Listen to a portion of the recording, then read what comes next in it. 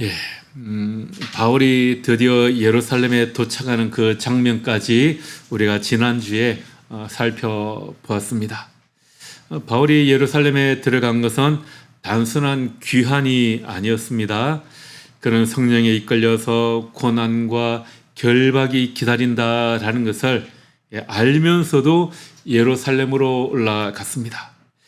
밀레도에서 에베소 장로들과 눈물로 작별하고, 두로에서는 제자들의 만류를 뿌리치고, 또 가이사랴에서는 아가보의 예언을 들으면서도 바울은 예루살렘으로 올라가는 길을 멈추지 않았습니다. 나는 주 예수의 이름을 위하여 결박당할 뿐만 아니라 예루살렘에서 죽을 것도 각오하였노라. 바울은 그 마음으로 예루살렘에 올라갔습니다.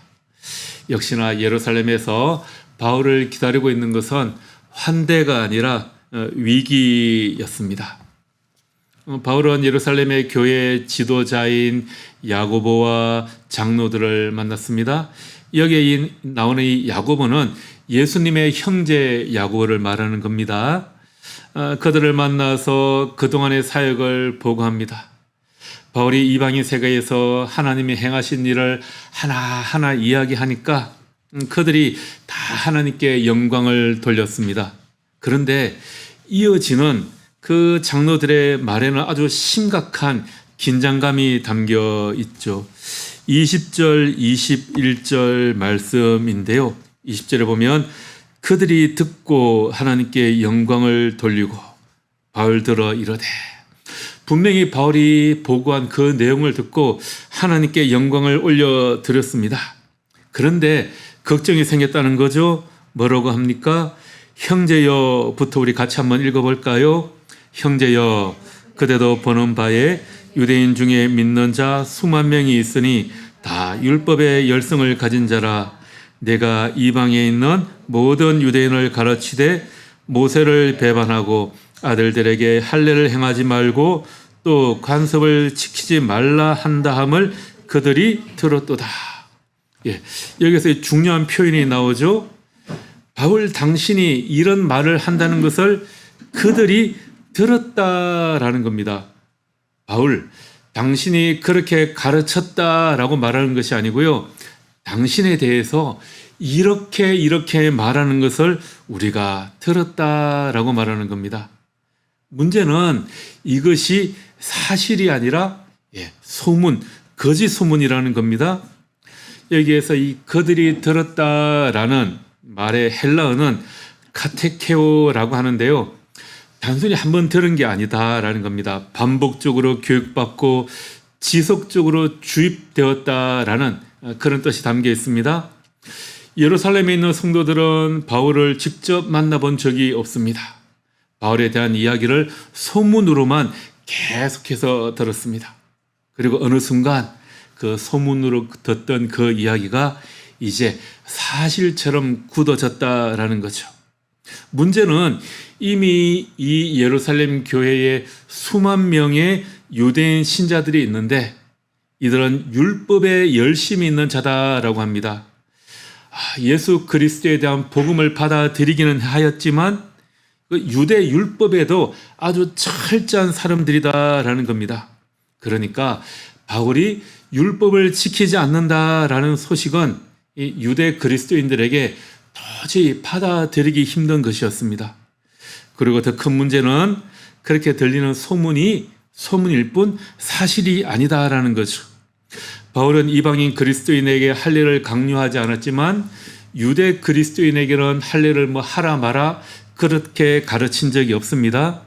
실제로 디모데에게는 할례를 행하라라고 했죠. 바울은 유대인에게는 유대인처럼 행한다라는 그런 성교 원칙을 가진 사람이었습니다. 문제는 진실이 아니라 왜곡된 소문이 진실처럼 여겨지고 있다라는 겁니다. 우리가 지난 수요 모임에서 함께 묵상했던 본문이 민수기 17장 고라가 등장하는 장면이었죠. 고라는 레위 지파 사람으로 모세와 아론의 리더십에 불만을 품고 있었습니다. 그래서 이렇게 말하죠. 아니, 우리 모두가 다 하나님 앞에 거룩한 사람들인데 왜 당신들이 우리 위에 서려고 하는 겁니까? 맞는 말처럼 들리죠. 우리는 모두 하나님 앞에서 거룩한 하나님의 사람들이고 제사장들입니다. 겉으로는 평등과 정의를 외치는 것처럼 보이지만 실제로는 하나님께서 세우신 질서와 소명을 거부하는 반역이었습니다. 그런데 이 반역을 자세히 들여다보면 한 가지 패턴이 눈에 들어오죠. 고라가 이스라엘 지도자 250명을 자기 편으로 만드는 것, 그리고 마침내 온 회중을 다음날 아침에 회막문 앞에 같이 모이게 만드는 것. 이것은 하루아침에 이루어진 것이 아니었습니다. 누군가의 귀에 속삭이고 불만을 키워나갔을 것이고 공감을 만드는 작업을 어둠 속에서 어둠의 작업으로 먼저 만들어 나갔다라는 겁니다. 그런데 더 놀라운 일이 또 일어나죠. 고라의 반역이 하나님의 심판으로 끝났습니다. 그런데 그 다음날 온 회중이 다시금 모세와 아론 앞에 모여서 원망을 합니다. 당신들이 하나님의 백성을 죽였습니다. 불만은 심판으로도 꺼지지 않습니다. 밤사이에 다시 번져 나갑니다. 불만과 분노는 이렇게 어둠 속에서 조용히 그리고 매우 빠르게 번져 나가는 겁니다. 밝은 데서 이런 대낮에 서로 토론하고 사실을 확인하고 당사자를 만나는 방식으로 그렇게 불만이 퍼져나가지 않아요. 이 불만은 어두운 곳에서 몰래 번져 나갑니다. 그리고 어느 순간 사람들이 자기가 왜 이렇게 분노하는지도 모르는 채 그냥 분위기에 휩쓸려서 그 대열에 합류하게 되는 겁니다. 여러분, 이런 패턴은 오늘 우리 사회에서 더 빠르고 쉽고 널리 퍼져 나오고 있지 않습니까? 이 스마트폰 때문에 너무 쉽게 거짓이 번져 나갑니다. 단체 카톡방에 얼마나 이상한 말들이 많이 올라옵니까? 사람들의 분노를 자극해서 먹고 사는 사람들이 있습니다. 그 유튜브와 SNS에 보면 사이버 레카라고 불리는 채널들이 있어요. 그 교통사고 현장에 달려가는 그 레카차처럼 누군가의 불행이나 추문에 가장 빨리 달려들어서 자극적인 컨텐츠를 만들어내는 그런 계정들을 사이버 레카라고 합니다. 확인되지 않은 정보를 마치 사실처럼 편집해서 만들어 보내죠. 또 일부가 전체인 것처럼 과장하기도 합니다. 조회수가 돈이 되기 때문에요. 분노를 돈으로 만듭니다. 혐오가 돈이 됩니다. 그래서 그들의 제목을 보면 정말 클릭 안 하고는 못 베기게 그렇게 자극적으로 제목을 붙입니다. 편집된 영상으로 한 사람을 악마화합니다. 우리 주일 예배 설교 영상도 제목을 좀 자극적인 거 달잖아요. 그럼 그날은 좀 조회수가 높아요. 그런 겁니다. 이 고라가 밤사이에 250명을 그 지도자를 규합했다면 오늘날은 이 알고리즘이라는 게 밤사이에 수백만 명을 그렇게 규합합니다. 자극적인 썸네일 하나, 편집된 발언 한마디, 이런 것들이 하룻밤 사이에 사람들의 삶을 무너뜨리기도 합니다. 문제는 이것이 세상 사람들만의 이야기가 아니라는 거예요. 우리도 그런 컨텐츠를 늘 접하게 됩니다. 그리고 제대로 검증해 보지도 않고 거기에 동조하기도 하죠. 누군가를 향해서 내 그럴 줄 알았다. 저 인간 저럴 줄 알았어. 그런데 나중에 보면 아닌 경우들이 우리도 참 많이 있는 것 같습니다. 또 교회 안에서도 여러분 이런 일들이 참 많습니다. 특정 인물에 대한 루머나 또 단톡방을 통해 교인들 사이에 퍼져나가기도 하고요. 확인되지 않은 채 그 사람을 정죄하기도 합니다. 제가 잘 아는 교회가 얼마 전에 장로 선거가 있었어요. 요즘에 제가 잘 아는 교회를 자주 이야기하는데 그 교회가 그 교회입니다. 대형 교회들은 보통 장로 선교를 하면 1차에 한 번에 원하는 그 사람들이 다 선출이 되지 않죠. 그래서 보통 2차, 3차까지 가는 경우가 있는데, 그런데 2차에서 선출된 한 분이 3차 투표를 딱 앞두고 보니까 자기하고 관계가 좀 좋지 않은 사람이 3차 투표에서는 장로가 될 것 같은 거예요.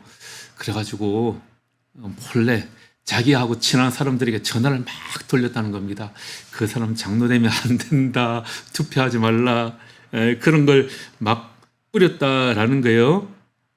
자기와 그 사람과의 관계가 불편하다는 사적인 감정 때문이었죠. 그래서 그 사람들에게 어둠의 경로를 통해서 연락을 막 했습니다. 어떻게 됐을까요? 결국 그분이 유력한 후보가 몇 표 차이로 장로가 되지 못했어요. 우리도 그렇지 않습니까? 아침에 눈을 뜨면 뉴스가 쏟아지고 또 유튜브를 열면 이 이상한 알고리즘에 중독이 되어서 끊임없이 우리가 영상을 접하게 됩니다. 이 SNS에는 또 보면 누군가를 향한 칭찬보다 상대방을 향한 비난과 분노가 하루 종일 올라오는 것 같습니다. 그런데 가만히 생각해 보면 이런 것들을 보고 화를 내는 우리 또한 실제로 이것을 우리가 접한 것은 하나도 없습니다. 누군가가 전한 이야기, 누군가가 편집한 영상, 누군가가 만들어서 해석한 이야기, 그것을 듣고 우리도 때로 분노할 때가 참 많은 것 같습니다. 바울을 향한 소문도 마찬가지였습니다. 누군가가 이야기했습니다. 누군가가 전했습니다. 누군가는 또 불안을 막 자극합니다. 그리고 결국 예루살렘 전체가 흔들리게 되었습니다. 이 예루살렘 군중들은 바울을 만나지 않았습니다. 그들은 바울의 말을 직접 들어보지도 않았습니다. 그런데 그들은 마음속으로 이미 결론을 내렸습니다. 이미 바울은 우리의 적이었습니다. 바울은 이미 죽일 사람이 되어 있는 겁니다. 야고보와 예루살렘 장로들도 바울에 대한 소문을 들었습니다. 그러나 그들은 소문으로 바울을 판단하지 않았습니다.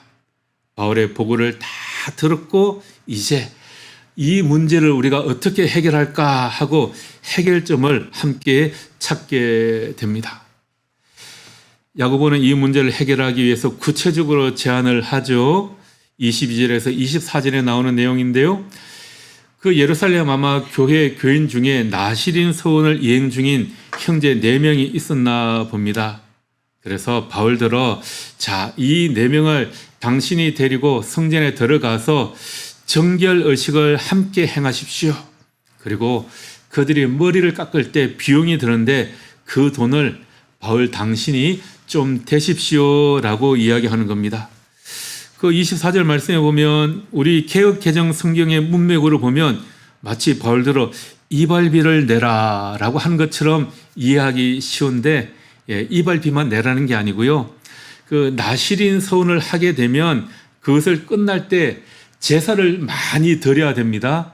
그래서 제사를 드리려면 양도 잡아야 하고 비용이 많이 들잖아요. 생각보다 좀 비싸다고 그러네요. 그 모든 비용을 바울 당신이 좀 내십시오. 그러면 당신을 좀 경건하게 사람들이 봐주지 않겠습니까? 그런 의도인 겁니다. 야고보의 의도는 이런 거죠. 바울, 당신이 율법을 반대하는 사람이 아니다라는 것을 공개적으로 이것을 통해서 저 유대인들에게 보여주십시오. 그럼 저들의 마음이 좀 누그러지지 않겠습니까? 그런 의도였던 거죠. 그래서 바울은 이 4사람의 비용을 부담하고 함께 성전에 들어가게 됩니다. 바울은 이 부담을 받아들인 거죠. 바울은 아니 내가 왜 그런 돈을 써야 합니까? 내가 무슨 잘못을 했다고 그러십니까? 오해한 사람들이 사과를 해야 되는 것이 아닙니까? 이렇게 말하지 않았습니다. 묵묵히 그 모든 것을 다 받아들입니다. 왜입니까? 복음 때문이었습니다. 바울은 자기 권리보다 공동체를 먼저 생각한 겁니다. 사실 바울은 억울하죠. 소문이 다 거짓이었습니다. 바울은 율법을 폐지하자고 주장하지 않았습니다. 그런데도 바울은 자기 권리를 주장하지 않습니다. 오히려 자기 돈을 사용합니다. 자기 시간을 드립니다. 왜냐하면 바울에게 중요한 것은 내가 옳다라는 것을 증명하는 것이 아니라 복음의 걸림돌이 되고 싶지 않았기 때문입니다. 여러분, 교회에서나 사회에서도 그렇지 않습니까? 이 갈등이 일어나는데 그 갈등의 원인은 그 진리, 진실이 무엇이냐 이것 때문이 아니고요. 자존심 때문에 일어나는 일들이 훨씬 많습니다. 우리는 종종 이렇게 많이 말을 하죠. 아니, 왜 내가 양보를 해야 하는데? 왜 내가 손해봐야 되는데? 왜 내가 먼저 사과해야 되는데? 이렇게 많이 생각하죠. 그런데 바울은 달랐습니다. 바울은 복음을 위해서라면 내가 손해볼 수 있다. 이렇게 말하고 있는 겁니다. 자, 그렇게 바울이 다짐을 하고 정결 예식 시간 7일이 거의 끝나갈 무렵에 아시아에서 온 유대인들이 성전에서 바울을 알아보게 됩니다. 이들은 복음을 거부한 정통 유대인들이었던 것 같아요. 에베소에서부터 바울을 적대하던 그런 사람들로 보입니다. 그들이 예루살렘에 와서 군중들을 선동하며 외칩니다. 28절 말씀이죠. 28절에 뭐라고 합니까? 이스라엘 사람 당신들아 와서 우리를 도와달라. 이 바울은 각처에서 우리 백성과 율법과 이곳을 비방하는 것을 가르쳤다. 그런데 헬라인을 데리고 성전에 들어가서 저 거룩한 성전을 더럽히고 있다. 지금 이렇게 말하는 겁니다. 바울이 헬라인을 예루살렘 성전 안으로 들였다라고 이야기를 합니다. 그 당시 예루살렘 성전 내부로 들어가는 뜰, 그 낮은 담에는 그리스어와 라틴어로 경고문이 새겨져 있었다고 합니다. 이 경계 안에 이방인이 들어오는 것을 엄격히 금지하며 위반자는 사형에 처해질 것이다. 이 비문이 1871년에 실제로 발굴되었다고 해요. 이방인을 성전 내부로 데려갔다는 혐의는 바로 사형에 해당하는 중죄였습니다. 바울이 성전에서 끌려나와 군중에게 맡게 되는 직접적인 원인도 이 아시아에서 온 유대인들이 이 문제로 고발했기 때문입니다. 자, 그들은 바울이 함께 있는 이방인 드로피모를 성전 안으로 데려 들어갔다라고 외쳤습니다. 그리고 온 성이 소동에 휘말리게 된 것입니다. 그런데 이것도 사실이 아니었죠. 그들은 바울이 에베소 사람 드로피모와 예루살렘 시내에 함께 있는 것을 보았습니다. 성전 안에 들어간 것을 본 것이 아니에요. 그러니까 시내에 함께 있는 것을 보았습니다. 그리고 바울이 그를 성전 안으로 데려갔을 것이다. 그렇게 생각했습니다. 그것이 선동이 되었고 선동한 것이 온 성을 뒤흔들었습니다. 이 바울을 죽이려 했던 군중들을 움직인 것은 사실 때문이 아니라 추정이었습니다. 29절 말씀 보시겠어요? 29절 같이 한번 읽어볼까요? 이는 그들이 전에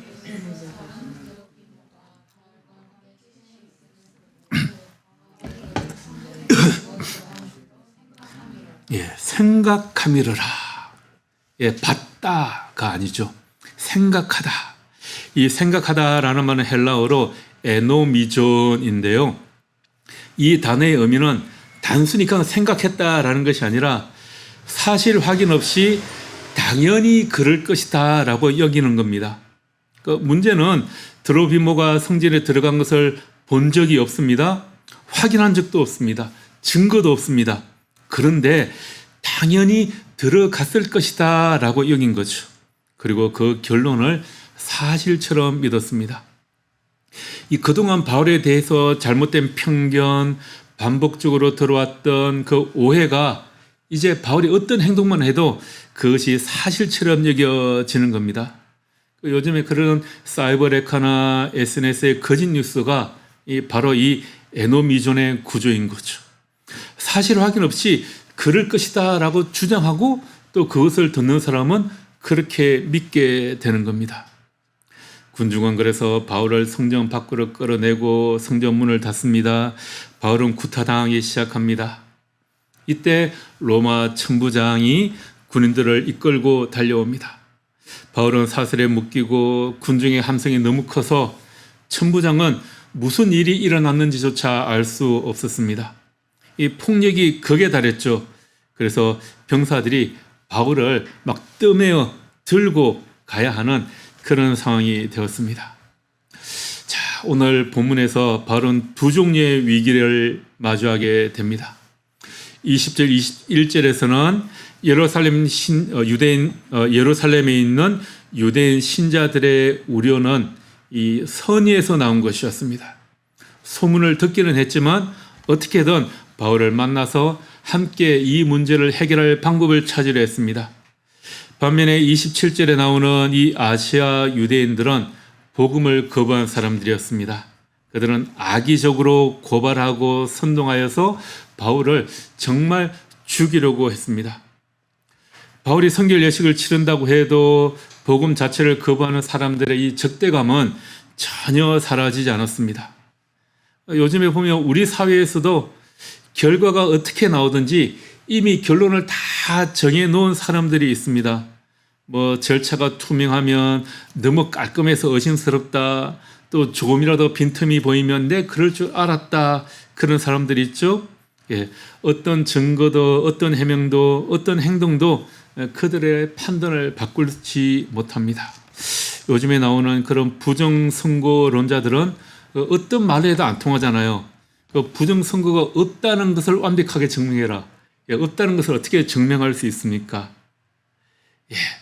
이런 사람들이 우리 사회에도 너무 많이 있는 것 같습니다. 자, 오늘 이 장면에서 가장 인상적인 것은 또 로마 천부장이 등장한 것이죠. 존 파이프 목사님은 이 장면을 로마서 15장 30절, 31절의 응답이다, 이렇게 해석을 합니다. 그 바울이 로마 교인들에게 편지를 보냈죠. 로마서를 편지를 보냈는데 거기에서 로마 교인들에게 두 가지 기도 부탁을 합니다. 로마서 15장 31절 말씀에 보면 세 번역으로 제가 읽어 드려 보겠습니다. 로마서 15장 31절인데요. 내가 유대에 있는 믿지 않는 자들에게서 화를 당하지 않도록, 그리고 또 내가 예루살렘으로 가져가는 구제금이 그곳 성도들에게 기쁘게 받아들여지도록 기도해 주십시오. 바울은 로마 교인들에게 이렇게 기도했습니다. 내가 그러니까 예루살렘에 올라가는데 그곳에 있는 믿지 않는 자들에게 화를 당하지 않도록 기도해 주십시오라고 부탁했습니다. 그러니까 이 로마 천부장이 군인들을 데리고 달려 나와서 바울을 구해준 것은 우연이 아니다라는 겁니다. 하나님께서 로마 교인들의 기도에 응답해 주신 것이죠. 이 모든 것을 하나님의 선한 목적을 위해 사용하셨습니다. 아시아 유대인들의 적개심, 군중들의 폭력, 로마 천부장의 개입, 이 모든 것이 결국은 바울을 공의 앞에서, 총독 앞에서, 그리고 왕 앞에서 마침내 로마 황제의 법정까지 이르게 하는 하나님의 섭리가 되게 하였다라는 겁니다. 그러니까 예루살렘에서 바울의 이 체포는 바울 선교의 실패가 아니다라는 거죠. 바울이 그토록 가고 싶어하던 로마를 하나님은 죄수의 신분으로 가게 하셨습니다. 복음은 그 길에서 결코 멈추지 않습니다. 하나님은 오해와 폭력까지도 복음의 문으로 바꾸어 주셨습니다. 바울의 체포가 선교의 기회가 되고 쇠사슬에 묶인 자리가 강단이 되었고 재판정이 오히려 설교 자리가 되었습니다. 이렇게 사실 확인도 없이 바울을 정죄했던 이 예루살렘 군중의 에노미존, 이 편견과 잘못된 추정의 구조는 사람과 사람 사이에서만 일어나지 않는 것 같습니다. 우리는 어쩌면 하나님을 향해서도 이 에노미존을 품고 있는지 모릅니다. 간절히 기도했는데 응답이 없을 때, 말씀대로 살려고 노력했는데 오히려 우리 삶에 힘든 일이 찾아올 때, 또 믿지 않는 사람들은 저렇게 잘 사는데 내 삶에는 왜 이토록 아픔이 많은지 낙심했던 시간들, 그것들이 쌓이면 우리 마음 깊은 곳에도 조용히 하나의 전제가 굳혀질 수 있습니다. 이 하나님은 결국 나를 외면하시는 건가? 기도해봐야 소용이 없는 거네? 나는 하나님께 별로 소중하지 않은 존재인 건가? 이것이 사탄이 우리 마음에 심어놓는 하나님을 향한 영적인 에노미존입니다. 바울이 사슬에 묶인 채 계단에 올라가던 그 순간을 한번 생각해 보십시오. 누가 보아도 실패처럼 보입니다. 복음을 위해 바울은 자기의 모든 것을 다 내려놓았는데 돌아온 건 폭행과 결박뿐이었습니다. 그 장면 앞에서 우리의 에노미존은 속삭입니다. 하나님은 바울에게도 저렇게 침묵하시지 않아? 그러나 하나님은 침묵하고 계신 것이 아니었습니다. 사슬에 묶인 채 올라가던 그 계단은 바울이 군중 앞에서 오히려 복음을 증언하는 강단이 되었습니다. 그 체포는 결국 바울을 로마 황제의 법정까지 이끄는 하나님의 섭리의 길이 되었습니다. 요즘에 스마트폰으로 들려오는 이 세상의 시끄러운 소리, 또 인간의 분노를 자극하여 먹고 사는 이 알고리즘의 목소리에 우리의 고귀한 영혼이 너무 쉽게 흔들리게 되는 것 같습니다. 세상의 소문과 거짓 뉴스, 이 영적인 에노미존을 잘 분별하여 차단하실 수 있게 되기를 바랍니다. 그 방법은 우리의 마음을 세상 소리가 아닌 하나님의 진리로 바꾸어 놓는 겁니다. 생각해 보면 우리가 어차피 이 스마트폰을 손에서 도저히 뗄 수가 없을 것 같아요. 아침에 눈 뜨고 제일 먼저 하시는 일이 뭡니까, 여러분? 스마트폰을 탁 열고 무슨 새로운 소식이 있는가? 오늘 아침에는 월드컵에서 지금 점수가 어떻게 되어가고 있는가? 이것을 제일 먼저 확인해 보지 않으십니까? 스마트폰을 열 때 여러분 파르샤트 주간 성경 읽기 앱을 가장 먼저 한번 열어보시기 바랍니다. 여러분들이 접근하기 편하시도록 앱 형태로 만들어서 제가 공유해 드렸어요. 아이폰은 조금 복잡하더라고요. 단톡방에 자극적인 소문을 실어 나르는 대신에 이 말씀의 도구를 주변에 한번 전해 보시기 바랍니다. 내 안에 있는 이 에노미존을 내려놓고 우리가 다 이해할 수 없는 방식으로 지금도 일하시는 하나님의 섭리를 우리가 신뢰할 수 있게 되기를 바랍니다. 그래서 고난의 계단마저 복음을 전하는 강단으로 바꾸시는 그 하나님께서 오늘 우리의 삶에도 동일하게 일하시기를 주님의 이름으로 축복하며 기도합니다. 기도하겠습니다. 사랑의 하나님, 세상의 소문보다 하나님의 말씀을 더 신뢰하기 원합니다. 알고리즘의 목소리보다 성령의 음성에 더 귀 기울이기를 원합니다. 분노를 소비하는 사람이 아니라 진리를 전하는 하나님이 사람이 되게 하여 주옵소서. 우리의 귀가 세상 소음이 아니라 복음의 음성을 듣게 하시며 우리 입술이 소문을 퍼뜨리는 통로가 아니라 은혜와 진리를 전하는 통로가 되게 하여 주옵소서. 예수 그리스도의 이름으로 간절히 기도합니다. 아멘.